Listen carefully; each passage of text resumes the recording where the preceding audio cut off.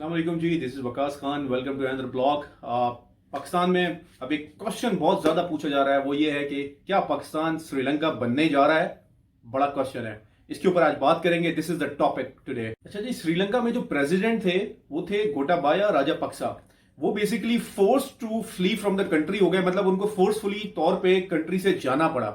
अब पाकिस्तान में लोग क्यों कह रहे हैं कि पाकिस्तान जो है श्रीलंका बनता जा रहा है, कुछ सिमिलैरिटीज हैं जिसके ऊपर आज हम बात करेंगे। सबसे पहले एक चीज देखनी पड़ेगी, वो ये है कि श्रीलंका ने 99 ईयर्स के लिए अपना एक पोर्ट था वो चाइना को लीज पे दिया। और उसी time at the very moment बहुत सारे इकोनॉमिस्ट और बहुत सारे एनालिस्ट थे जिन्होंने अपने पेन से लिखा कि बेसिकली श्रीलंका जो है इस टाइम ये डेड ट्रैप में फंसता जा रहा है, मतलब कर्जे के जाल में फंसता जा रहा है। सिमिलरली पाकिस्तान भी श्रीलंका की तरह at the very moment CPEC के ऊपर चाइना के साथ ज्वाइंट कोलैबोरेशन पे काम शुरू करता है।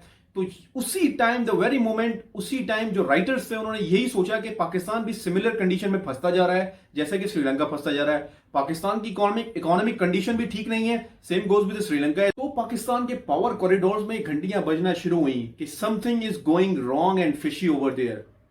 कुछ यूं कि जो राजापक्सा थे वो बेसिकली फोर्सफुली उनको छोड़ना पड़ा कंट्री, और श्रीलंका की जो पॉलिटिकल सिचुएशन है आज वो बहुत ज्यादा टर्मोइल में है, बहुत ज्यादा इनस्टेबिलिटी, अनसर्टेनिटी है, और उनकी इकोनॉमिक कंडीशन भी बहुत ज्यादा वर्स्ट हो। दूसरी तरफ पाकिस्तान की जो इकोनॉमिक कंडीशन है वो भी इसी तरीके से सिमिलरली खराब होती जा रही है, जैसे कि unemployment, inflation rate sky rocketed high हो चुका है, और उसके बाद रुपी का जो डिवैल्यूएशन है, जो रुपी की गिरावट है डॉलर के मुकाबले में, वो कंटिन्यूसली गिरती जा रही है। और उसका गैप इतना हो गया कि ड्यूरिंग दिस वीडियो जब मैं रिकॉर्ड कर रहा हूं इस टाइम डॉलर जो है 240 रुपए इंटरबैंक में ट्रेड कर रहा है। हुआ कुछ यूं कि पाकिस्तान भी श्रीलंका की तरह चाइनीज इन्वेस्टमेंट एंजॉय कर रहा था due to the economic unstability, और उनको एक सपोर्ट भी चाहिए थी।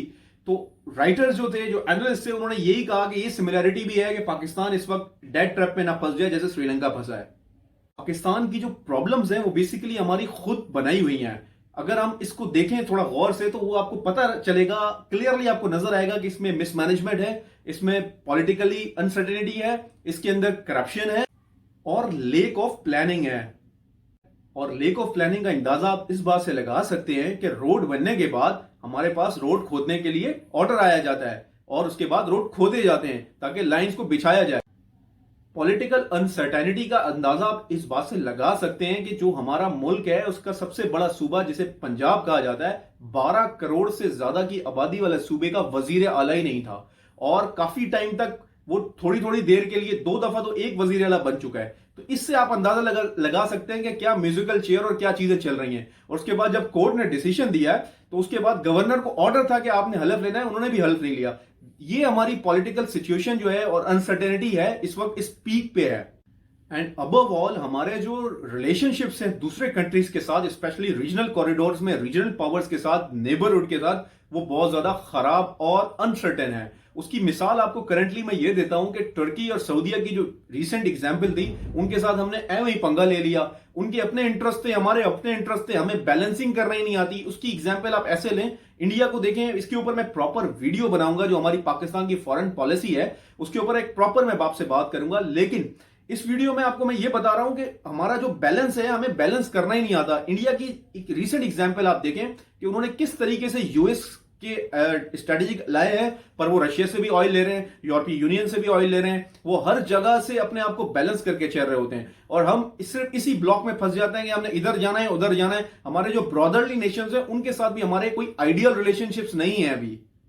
और जरूर आपको हाईलाइट करूंगा वो ये है कि पाकिस्तान के साथ टर्की और सऊदीया ने कई मौकों पर, कई जगहों पर पाकिस्तान का without any condition, without anything बहुत जगहों पे साथ दिया है, लेकिन हमें उस चीज का एहसास ही नहीं है। हमने उनके साथ उनके इंटरेस्ट को कॉन्फ्लिक्ट करके अपने रिलेशनशिप आउट ऑफ बैलेंस कर दिए हैं। और आउट ऑफ बैलेंस रिलेशनशिप्स की एक और एग्जांपल ये है कि अभी रिसेंटली यूएस के साथ हमारे ताल्लुकात बहुत ज्यादा खराब हो गए थे, बहुत ज्यादा डाउनलाइन हो गए थे जब पीटीआई की गवर्नमेंट थी।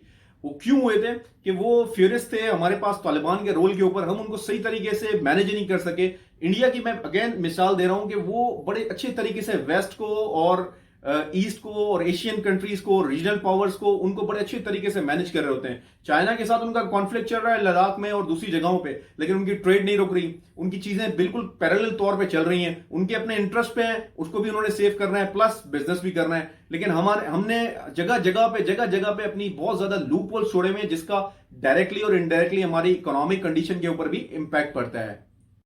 पॉलिटिकल अनसर्टेनिटी का एक और एग्जांपल और एक और नुकसान मैं आपको बताऊं, वो ये है कि आप रिसेंटली आपने बहुत सुना होगा टीवी पे, पाकिस्तान आईएमएफ से लोन ले रहा है, उसके बाद हमारी मुसीबतें सारी ठीक हो जाएंगी, हम बिल्कुल अच्छी तरीके से जिंदगी गुजार रहे होंगे, डॉलर आसमान से बरस रहा होगा, दूध की नहरें बह रही होंगी। लेकिन हुआ क्या? वजह the political uncertainty. Reason is that कि उनको पता है कि यार इलेक्शन ऑन द कॉर्नर है, कभी भी ये हुकूमत 1-1.5 सीट के ऊपर है, कभी भी इधर उधर हुआ मामला इधर निमट जाना है, तो हम उस गवर्नमेंट से क्यों पैक्ट साइन करें, उनके साथ क्यों जो है कॉन्ट्रैक्ट करें जिनकी अपनी ही कोई वर्थ नहीं है, जिनका अपना ही कुछ नहीं पता।